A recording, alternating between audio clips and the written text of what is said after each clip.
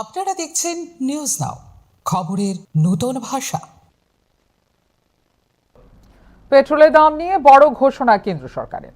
উচ্চমাত্রার ইথানল মিশ্রিত পেট্রোলের উপর কেন্দ্রীয় এক্সাইজ ডিউটি সম্পূর্ণ তুলে দেওয়ার সিদ্ধান্ত নেওয়া হয়েছে।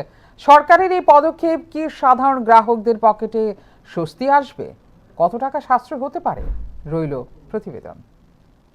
দেশে ইথানল মিশ্রিত জ্বালানির ব্যবহার বাড়াতে বড় সিদ্ধান্ত নিল কেন্দ্র সরকার। 22% থেকে 30% পর্যন্ত ইথানল মিশ্রিত পেট্রোলের উপর কেন্দ্রীয় এক্সাইজ ডিউটি শূন্য করার ঘোষণা দেওয়া হয়েছে।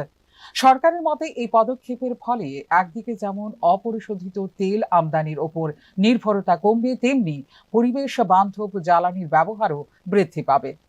পাশাপাশি আখ চাষি ও ইথানল উৎপাদনের সঙ্গে যুক্ত শিল্পগুলিও লাভবান হবে বলে মনে করা হচ্ছে।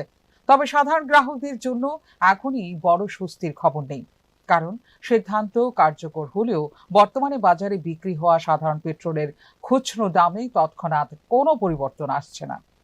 বিশেষজ্ঞদের মতে ভবিষ্যতে যদি উচ্চ মাত্রার ইথানল মিশ্রিত পেট্রোল ব্যাপকভাবে বাজারে উপলব্ধ হয় এবং তেল বিপণন সংস্থাগুলি কর ছাড়ের সুবিধা গ্রাহকদের কাছে পৌঁছে দেয়, তখন জ্বালানির দামে কিছুটা হ্রাস দেখা যেতে পারে। এখনো পর্যন্ত কেন্দ্র সরকার বা তেল সংস্থাগুলোর পক্ষ থেকে লিটার প্রতি কত টাকা কমবে সে বিষয়ে কোনো নির্দিষ্ট তথ্য জানানো হয়নি।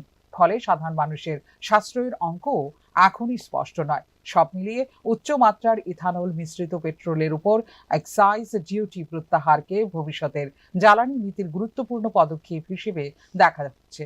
তবে সাধারণ গ্রাহকদের পকেটে এর প্রকৃত প্রভাব কতটা পড়বে তা নির্ভর করবে আগামী দিনে এই জ্বালানির বাজারজাতকরণ এবং মূল্য নির্ধারণের উপর। ফিউরো রিপোর্ট, নিউজ নাও।